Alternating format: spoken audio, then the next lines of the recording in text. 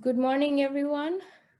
I'm very glad to have you all here. Welcome to the first breakfast seminar of the semester. Today, we have Erik Jenelius, and he would be talking to us about the transport system resilience. Just to avoid confusion for all of us, I just need to highlight one thing. There are two Eriks at very important roles today. One of them who's presenting, Erik Jenelius, and the other one, Erik Amlof, who is our technical support for the day. So if you have any questions, please direct them, especially technical questions, please direct them to Erik A. And if you have questions regarding the topic, please direct them to Erik J. So besides this, I'll just quickly go through the agenda for the day. Erik will present for about 30-35 minutes, after which we'll have the presentation open up for discussion. And then we'll have a little bit of a mingle session towards the end, just so you can hang back and ask Erik more follow-up questions or inquire about what he's working on and just have a quick discussion with him. If you have any questions during the presentation or during the discussion, I would encourage you to use the raise hand feature in Zoom or type your questions up in chat. And as the moderator, I'll try my best to get your questions answered. Just before we begin, I would just like to highlight that we have more presentations and more seminars coming up pretty soon. So keep a lookout for our website on our website, and you'll be able to access most of them. We have a super interesting one coming really soon next month. So keep your eyes peeled out and register for it. And with that, Erik J, the floor is all yours. Thank you, Bhavana. Now let me share my screen.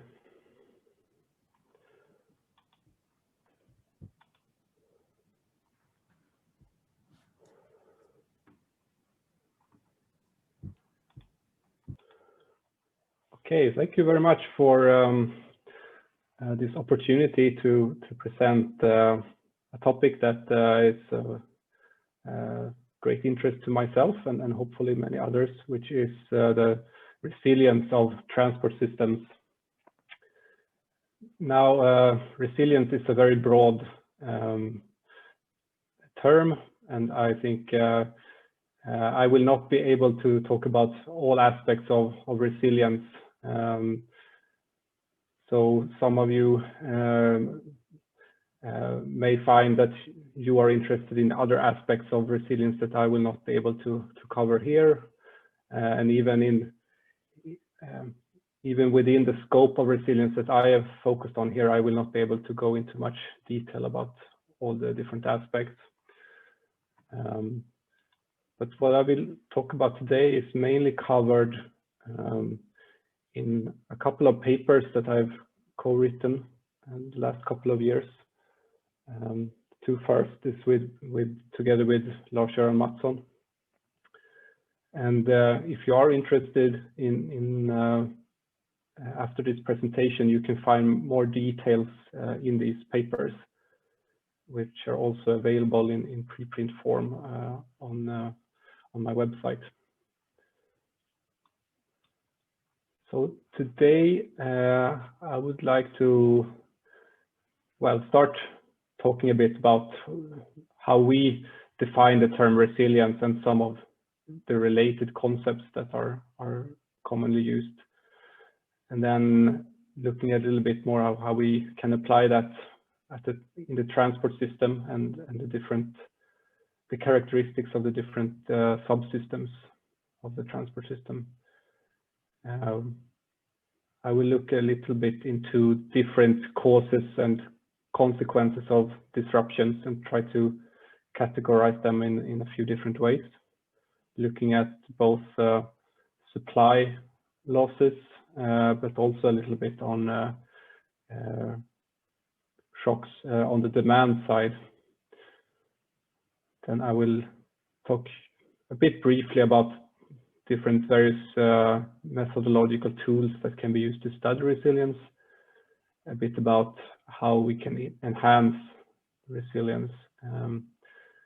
And some words about ongoing trends and future developments that will be relevant for the resilience of the transport system, and finally some concluding remarks. So I'd like to start right off the bat with one definition of the term resilience. It's by no means the only way that resilience could be defined, but it's a definition that we have found useful. So by resilience here, we mean the ability of a transport system to prepare for and to withstand, absorb, and adapt to shocks, and to recover from the consequences in a timely and efficient manner. So we can see that it's both about how to not deteriorate too much when there are disturbances and shocks to the transport system, but also about the process of recovering back to the normal state once some kind of disturbance has occurred.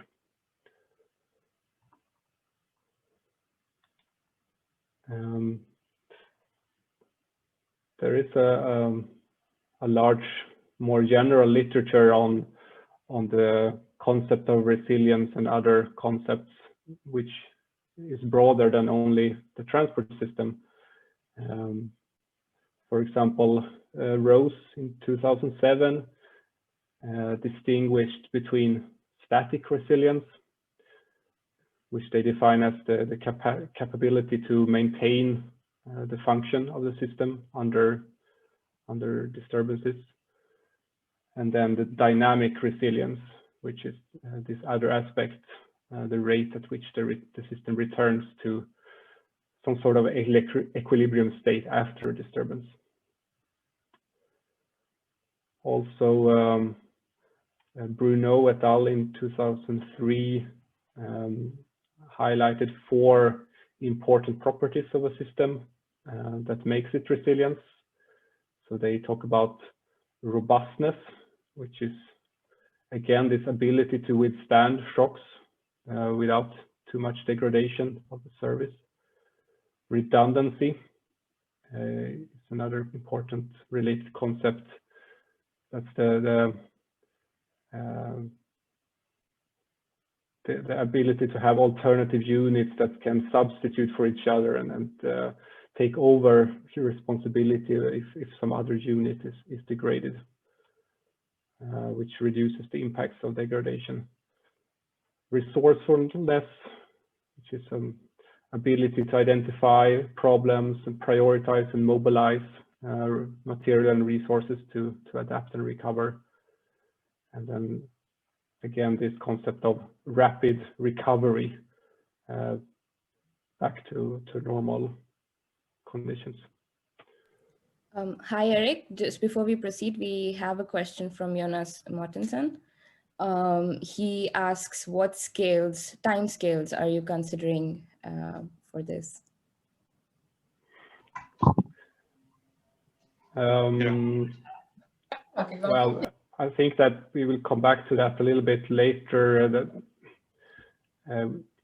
Timescales can be different. It can be more short-term disturbances, minor events, as well as more long-term.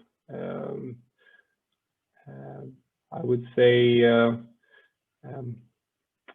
normally when we talk about resilience, we mostly focus on a bit larger disruptions than just sort of minor day-to-day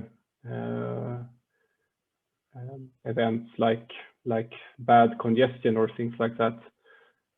Those type of events are more studied under the umbrella of reliability. So this could be maybe timescales of a day or up to weeks, months, or even years.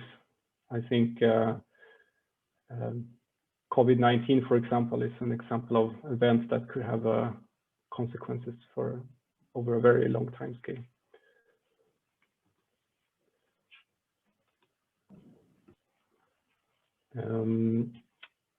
This is a way of sort of trying to bring these qualitative definitions of resilience into a bit more quantitative setting. So we can think of a system as having some kind of function that it's supposed to serve or provide. Of course, you can discuss endlessly whether you can define a single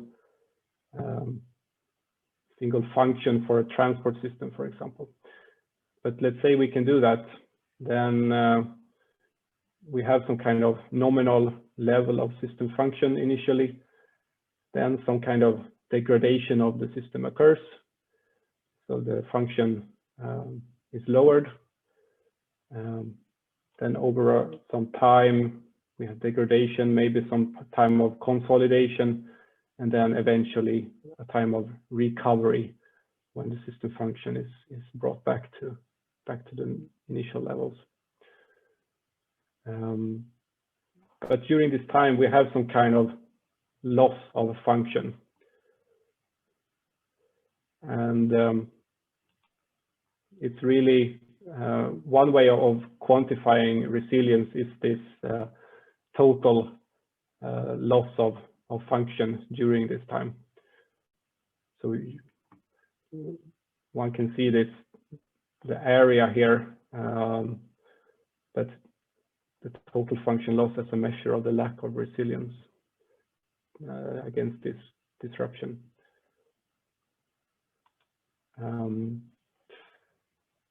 As I said, we can divide resilience into the static resilience, which is sort of could be then be seen as the level of system function that remains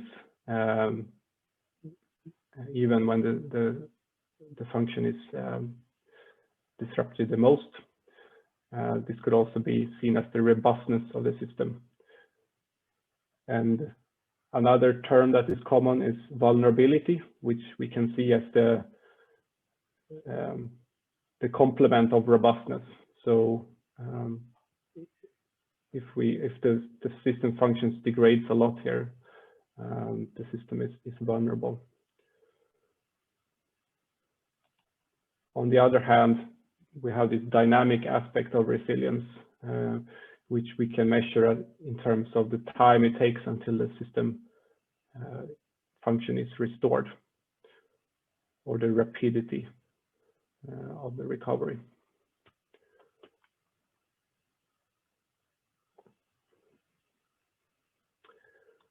All right, so of course, there have been numerous types and examples of very large disruptions of transport systems historically.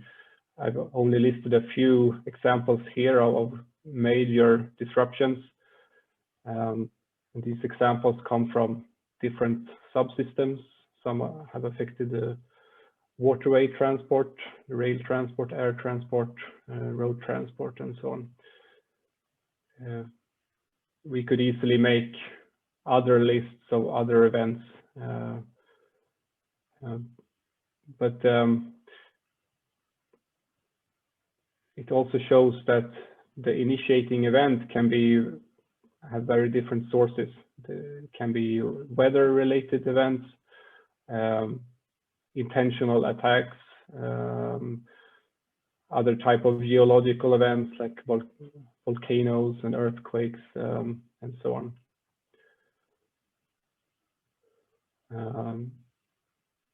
And the impacts of these disruptions can also be quite multifaceted.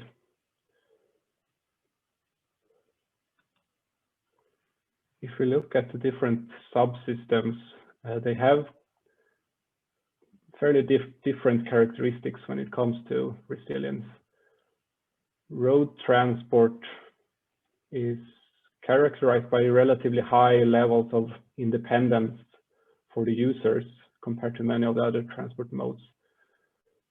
So travelers have relatively high flexibility of adapting to disruptions by taking detours or rescheduling trips. Still, remote areas can be very vulnerable to disruptions if they happen on some critical location, like a certain bridge that has to be crossed, for example. But also urban areas where the road networks are very dense can suffer from severe consequences if there is a lot of congestion and queues that can cascade through the network. And also events that cause area covering disruptions like floods or heavy snowfall, they can have very severe consequences in dense urban areas if they disable all the alternative routes. If we look at rail transport compared to road transport, it's relatively sensitive to disruptions. It's a system that's more operated under more regulations and control, which is good to have high efficiency of the transport during normal conditions, but it can also be limiting during disruptions.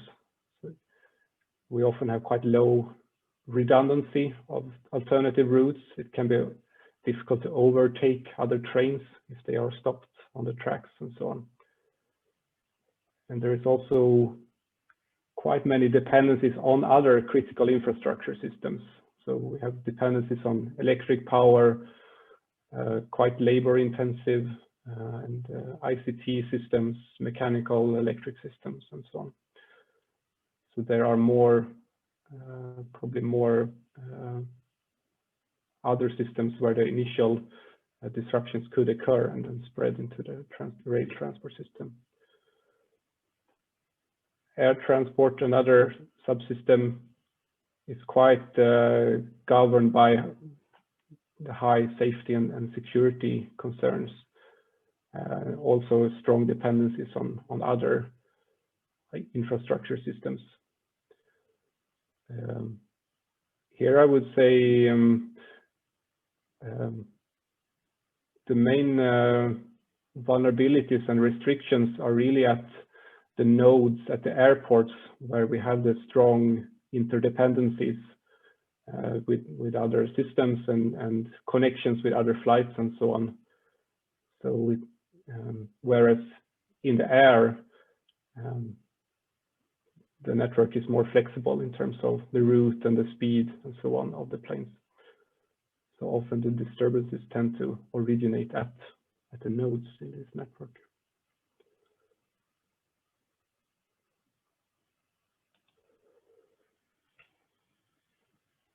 All right. We could then try to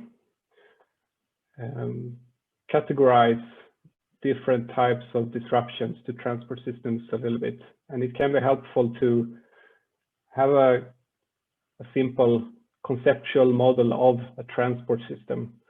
And you can model a transport system in many different ways. This figure here is one such conceptual model.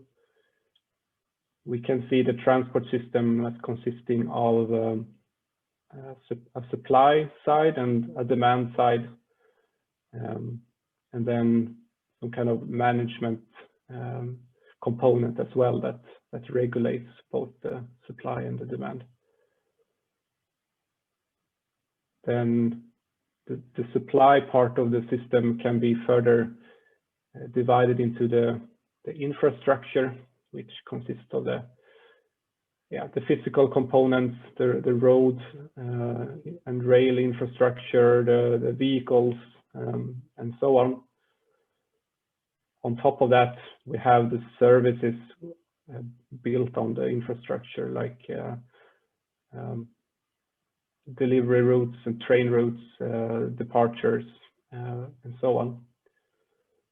And then on top of that, we have the demand in terms of trips and shipments which utilize these services. And really, disruptions to the transport system can occur in any of these 4 components of the system. I think what we tend to focus mostly on infrastructure disruptions, where we can have technical failures, we can have weather events and other extreme operating conditions that cause failures, as well as deliberate attacks on the infrastructure. But also in these other components, in the service part, for example, we can have things like human errors and various types of conflicts, labor conflicts, and so on, that can cause disruptions into the services, even though the physical infrastructure is intact. In the demand component, we can have like special events that cause unexpected surges in demand that cause different types of disruptions in the services. We can have more long-lasting crises that can cause unexpected drops in the demand and so on. I'll come back to that in a minute. And then finally, we can also have disruptions on the management side, like sudden shifts in policies and so on, which can spread into the other parts of the system. And in general, even if a disruption starts in one of these components, they can cascade and spread into the other components and have quite complex consequences.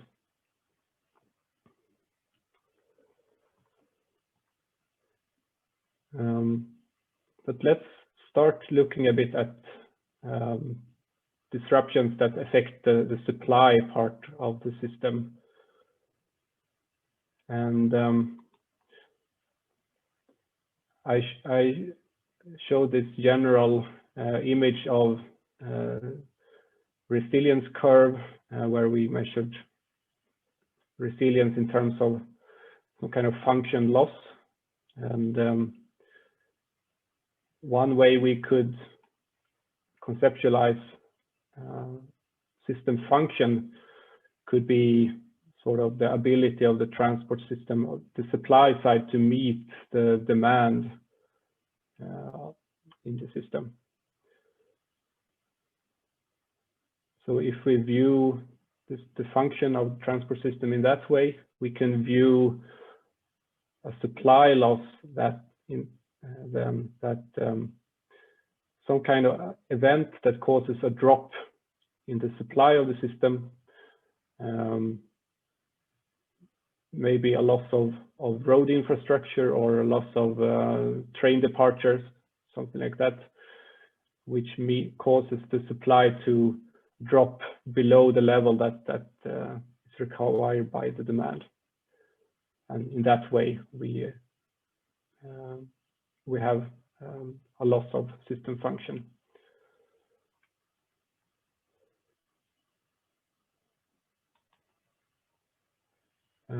These supply losses can have different sources of origin. Some of them can originate within the transport system itself, like technical failures of the infrastructure. Some of them arise outside the system, like natural disasters and earthquakes, extreme weathers, and so on.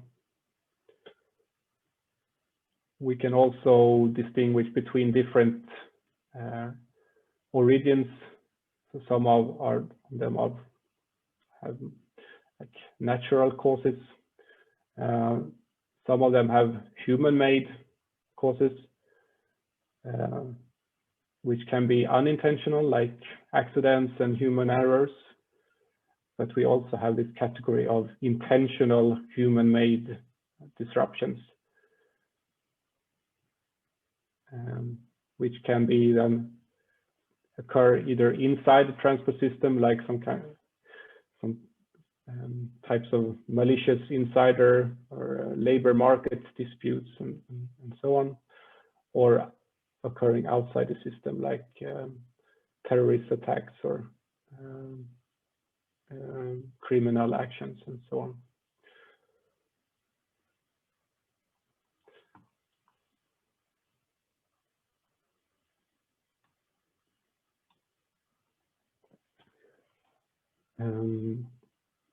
Yeah. So weather-related disruptions, I think, is one of the most commonly studied type of transport system disruptions. Weather can have, there are many types of weather conditions that can cause severe disruptions of the transport system. And they can, different type of conditions can affect different subsystems in different ways. So things like heavy snowfall, for example, can have severe impacts on both the road network and the rail network and air network. Whereas, for example, the air network is also sensitive to heavy wind and sandstorm and volcanic ash eruptions and so on.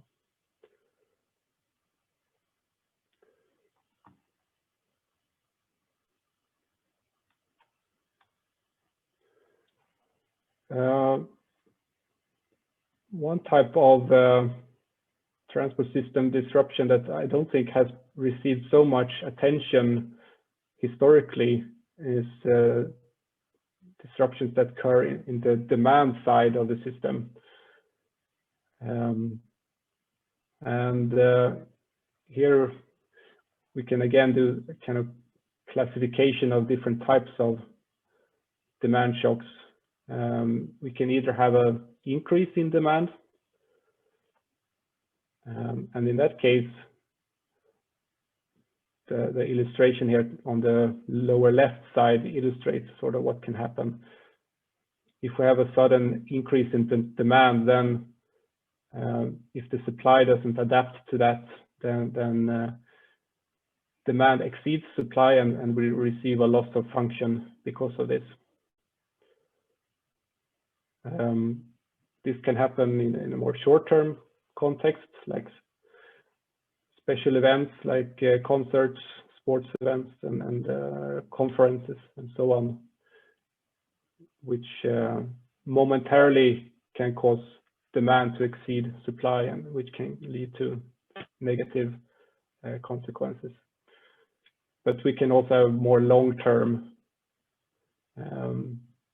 demand increases. For example, if we have some kind of new societal trend, like we have seen recently a strong surge for more sustainable mobility solutions, like long-distance trains, for example, which can cause an increase in demand that cannot be met by supply in the short term, but maybe eventually in the long term. Then the second type of demand shock is that I consider is a decrease in demand. And I think this becomes interesting to look at in the context of COVID-19, which I think has highlighted a kind of new type of threat to the transport system, in the sense what a long-term decrease in demand can do. I mean, in the short term, a decrease in demand doesn't have that much negative impacts on the transport system itself, meaning that the supply can still meet the demand and so on. But in the long term, it can have negative effects if the system cannot sustain this level of supply when the demand drops. If there is not enough demand, then there is not enough economy to maintain the same level of supply. So at some point, supply could start to drop, like airlines going bankrupt, or train companies and public transport companies and so on not being able to get the revenues they need to operate. So then at some point when demand starts to bounce back, we could have the situation that the supply is not there anymore at the same level to meet that demand. So there we could receive a loss of system function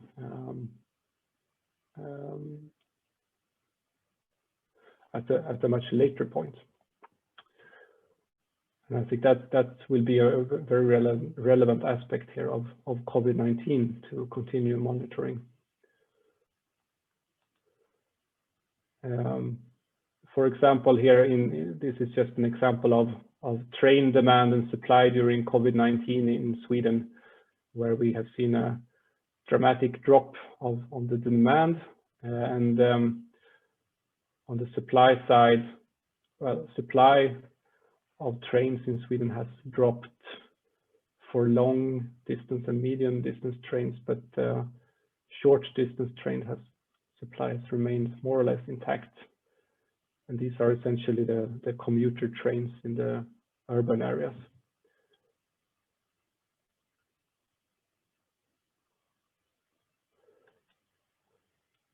Okay. I will not go into to say much about different tools to study transport system resilience. We talk about this much more in the papers I mentioned in the beginning, but there are a number of quantitative analysis tools that can be used to analyze the resilience of transport systems. Many of them use different types of network modeling approaches. Some of them only consider the topology of the transport networks to identify their robustness against node and link failures. More sophisticated models also consider the flows in the network, modeling rerouting and capture unsatisfied demand and things like that. And you can go even further in more sophisticated dynamic models that can capture the degradation and recovery phases of a disruption. And you can go into stochastic models, agent-based models, and so on. I would like to mention game theory as an approach that can be used to understand intentional attacks, where you have an antagonist who might want to achieve as much damage as possible with an attack, and you have a society trying to defend the system on the other side.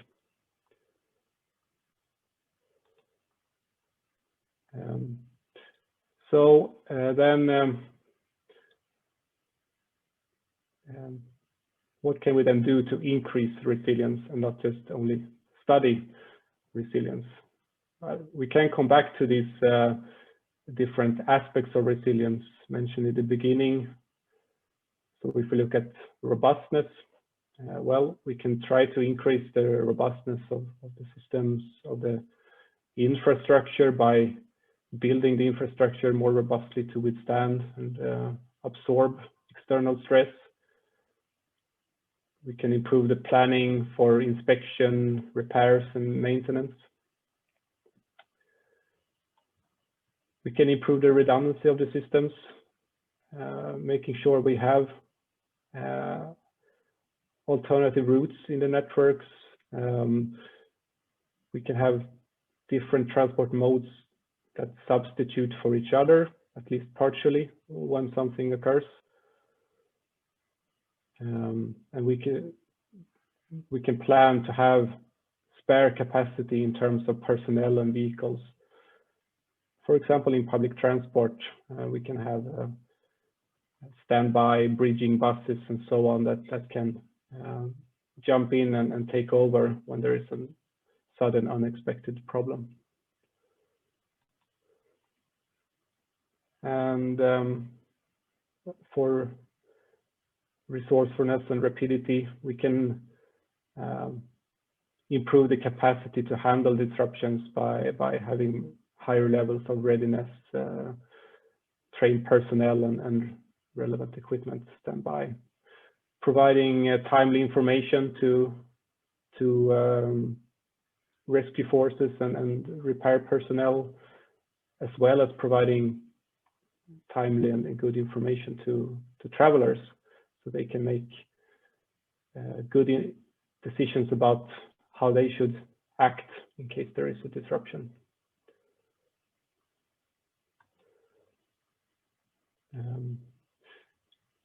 In our papers, we mention a few examples from real investigations about suggested actions, for example, to increase resilience against flooding in India, and also a plan how to enhance the resilience to extreme weather impacts in the UK.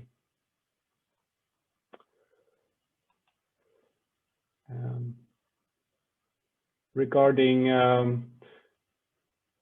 how to handle demand losses, I think that's a little bit new side of resilience that needs more study. In particular, how we cope with the effects of COVID-19. But in principle, I think there are a couple of different strategies that could be combined. One thing is to try to limit how much demand is actually reduced by making it as feasible as possible to use public transport and other types of transport. Then also looking into the responsiveness of the supply to adapt to the demand changes, combined with the ability to maintain supply at high levels, even though the demand and probably the revenues from the demand drops.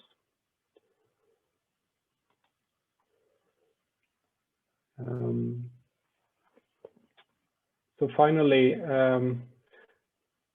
I think it's interesting to look a bit ahead into the future and see what the current trends can have in terms of impacts on resilience.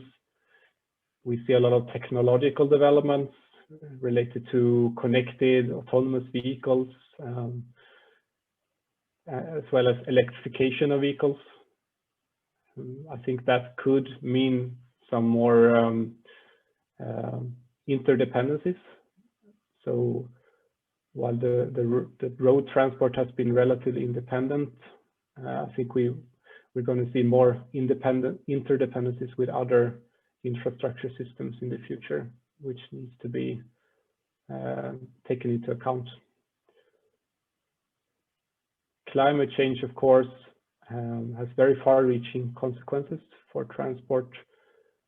It's forecasted that extreme weather impacts like hurricanes and heavy rain and so on will increase in the future, which will mean that these types of disruptions will become more common. We might also see actually some shocks on the demand side from policies that are designed to achieve a shift in the transport systems to reduce the carbon emissions, which is another form of shocks to the system. And then finally, of course, we must consider COVID-19 and the impacts on the mobility and transport side. And I think it remains to be seen here what the long run impacts will be, whether this shift from more physical meetings to more virtual meetings, what impact that will have on the resilience of the system in the long term. What we can see at least is that we have had many examples of very high adaptability and ingenuity during this period, which could suggest that we have actually a more resilient system than we might think. So just to conclude then, as I said, we defined the resilience as the ability of the transport system to prepare for and to withstand, absorb, and adapt to shocks, and to recover from those in a timely and efficient manner. Transport is one of the most important infrastructure and critical infrastructure systems, and it also has an important role in case there is disruption in some other system, that to be able to reach those areas for rescue and repair. We've seen that we can have a wide range of different types of shocks that can, a wide range of levels of severity and different causes. Different subsystems have quite different characteristics with respect to how easily they can adjust under disruptions. There are many tools that can be used to analyze resilience and evaluate different measures to increase the resilience. I think now the most importantly, what's needed now is that to implement those research findings in practice to make the systems more resilient. So with that, that's all from me. And now I'm happy to answer questions if there are any. Yes, so we can open up the floor for questions. Erik, thank you so much for the presentation. We already have one question. I can read it out for you. How would you measure resilience? Example, out of two possible options for new highways, how would we know which one increases the resilience of the system the most? Yeah, I have avoided here a little bit to try to provide a very specific definition of resilience. I try to keep it a bit more general, talking about system function and supply meeting demand and so on. I think it's definitely possible to define a more specific measure of resilience if that's needed. What you need then is, I think, a measure of system function. So what would we consider the function of the transport system to be? It could be, let's say, the total travel time in the system, for example. So that could be one way of measuring resilience in terms of how much travel times increase when there is a disruption. But I think as soon as you come up with a very specific measure like that, then you also miss other aspects that can be important to consider as well.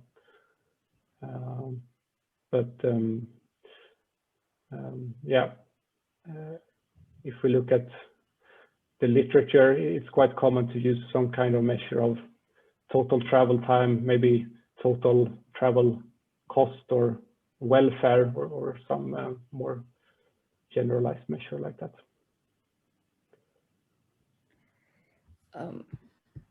Yes, thank you, Erik. And Erik A, I hope your question was answered.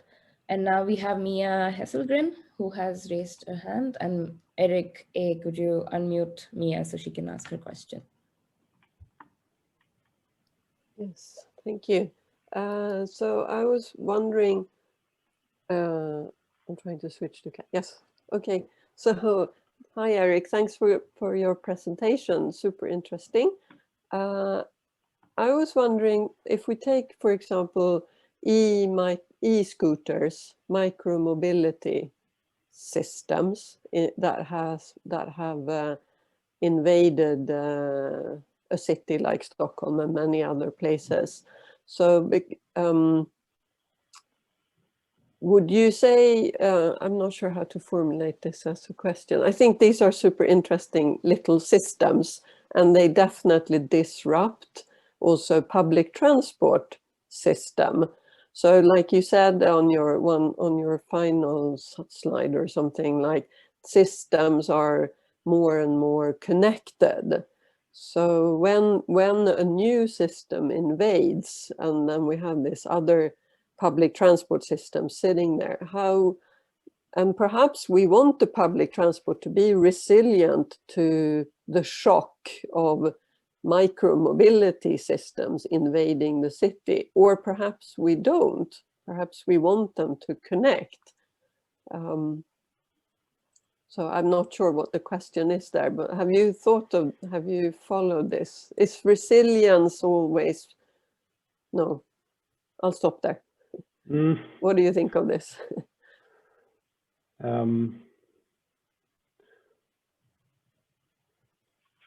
Well, I think in the context that we have studied resilience here mostly, then I would look at so what is the ability of then the urban mobility system to withstand some kind of disruption in case we have both public transport and micro mobility there. Then if they both exist, then that could sort of increase the resilience of urban mobility overall. If we have more options, if there's some problem with the e-scooters, people could choose public transport instead, and vice versa. So they could act as essentially they could increase the redundancy of the system. On the other hand, if they are too much competing with each other, it could be that the e-scooters cause a reduction in the public transport, which overall reduces the resilience of the system.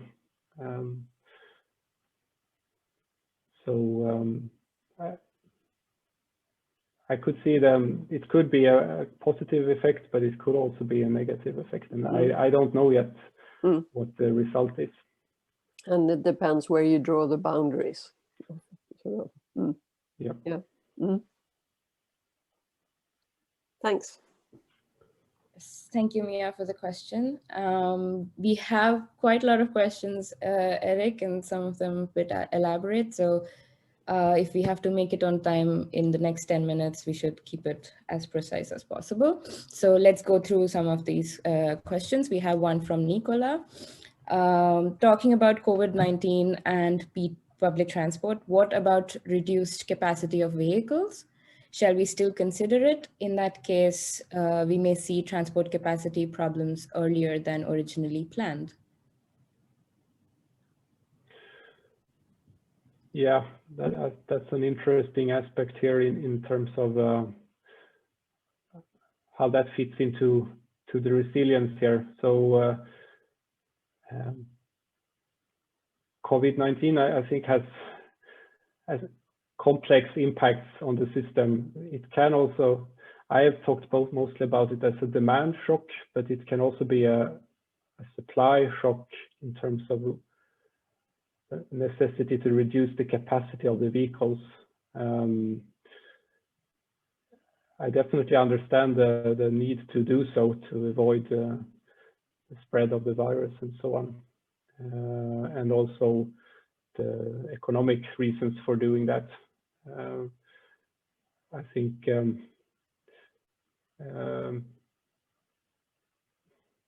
yeah, the long-term effects I think are difficult to say much about now. I just can say that in Sweden they have deliberately kept the capacities up in terms of frequencies and so on during COVID-19 in public transport to avoid crowding problems and so on.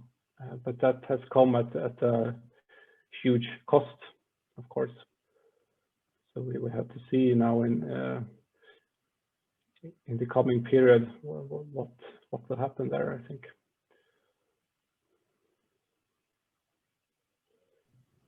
Yes. Now let's move on to the next question from Alvin. Is it clear what actors are responsible for what aspects of increasing or maintaining resilience? And is the division of responsibilities well functioning in the practice?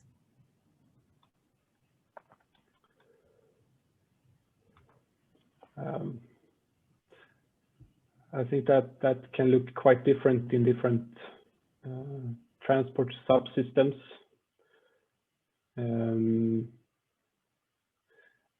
I would say I don't know the details about that, but I can imagine that it's not always clear whose responsibility it is to make sure that resilience is high, and definitely it falls on different actors, different aspects of the resilience. So like infrastructure aspects versus personnel aspects, vehicle fleet aspects, and so on. So it definitely falls on different actors to make sure that the resilience is high, and yeah, I expect that much more could be done in terms of coordination between these different actors.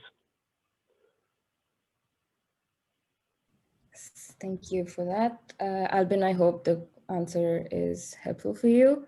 We now have Yusak's question. It's a bigger question, so I'm gonna read it out, and just pause me if you have to hear me again. On COVID and on slide 23, I wonder whether we are talking about a single system's resilience as the form and complexity of the system and the objective functions may have transformed between T0 to Tn. For example, with COVID, there are some behavioral changes. Example, move to virtual travel system instead.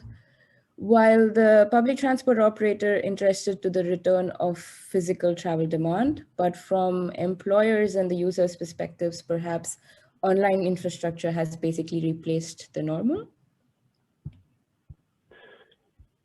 Yeah, I think here it becomes very important where you put your system boundaries, definitely. And I think the main impacts of COVID-19 are really outside the boundaries of the transport system as I have considered them here, which mostly concern the physical movement of people and goods. So I have deliberately tried to reduce the scope a bit here and not, but really many of the important impacts relate to people's activities and switching from physical activities to virtual activities like online meetings and so on.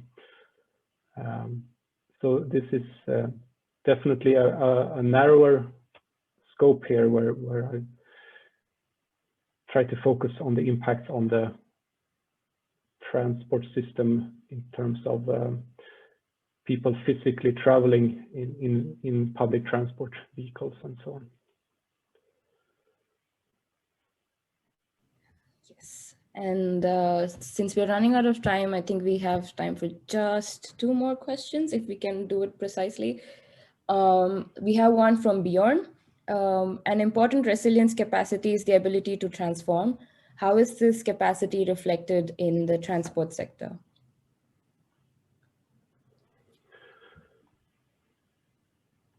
Yeah, I think it also varies between different subsystems in the transport sector, I would say. Some are more flexible to transformation than others. I think that becomes evident under disruptive events like, let's say, COVID-19, for example, since it's on everyone's mind currently.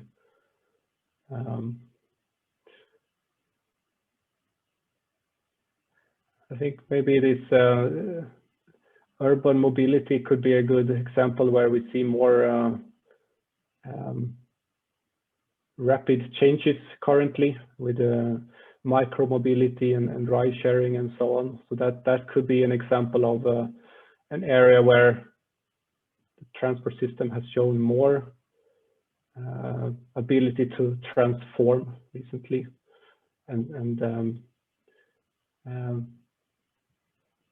that could mean that there is also a greater resilience there to disturbances, that you have both more options at the same time to choose between, but also a greater ability to transform and develop something new when it's needed.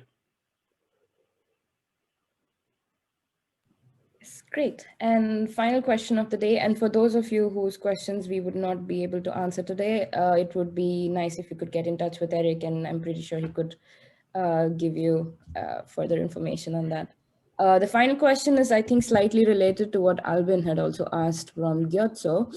How do you plan resilience at different planning scales against changes in demand and supply, all of which are interconnected?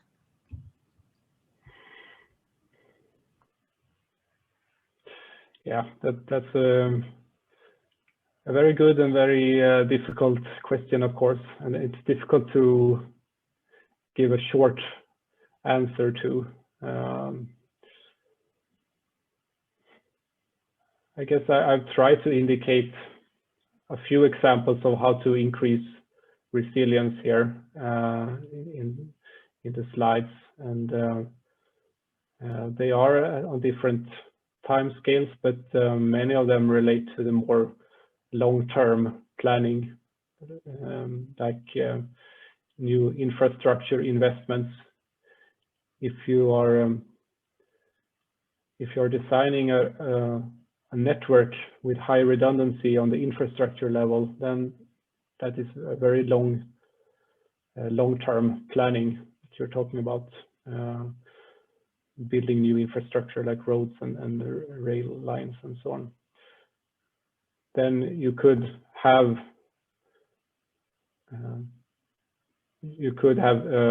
planning on a shorter time scales as well, and redundancy in terms of more on the service level. You could have different public transport lines with redundancy. You could have different